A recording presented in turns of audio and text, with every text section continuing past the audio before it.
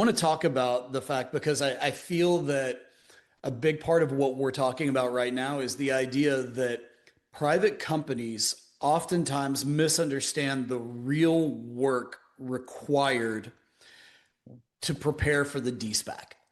And I would love, again, 2 minutes. Could you pop the hood and tell our listeners what is it that they should be expecting at a high view? Like, what is your team needing to get dialed in for if you're going to walk through the DSPAC process? Sure.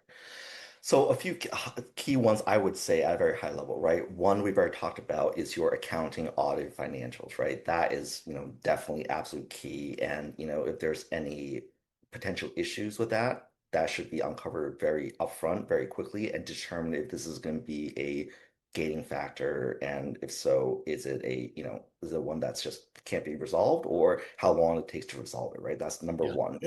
Number two, I would say is, board alignment or a shareholder alignment on the target side, because, what happens is, what you don't want to get is, you want to make sure the target, whoever's speaking with you, their board or their shareholders, where they have a majority agreement that if this works out a certain way, they're going to proceed, right? The worst thing is, you talk with the CEO, et cetera, but then, at the, when you're about to take a vote, and I mean, SPAC, vote is, very standard, but if, there's some issues coming from the existing shareholders who disagree or who's trying to take the opportunity to get some additional say, well, I'm a 1% shareholder, but if I don't vote for this, this doesn't go. So give me more economics. So you want to make sure Mm. that the target, the management who are you speaking with, already have that kind of like authority that's granted to them to be able to make that decision, right? And they're confident that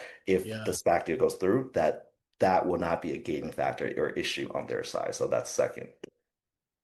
And third is probably more on, I would say, cash. That's something maybe, the SPACs may not. So, private companies, some are, have more cash than others, right? But DSPAC takes time, right? It takes typically from LOI to DSPAC, on a good day, maybe 5 to 6 months or so, depending on how long it takes to negotiate. So you want to make sure that the company has the runway, to DSPAC and have the cash available to, go get to the DSPAC and be able to, get that capital injection work for it, right? And that takes some, asking questions.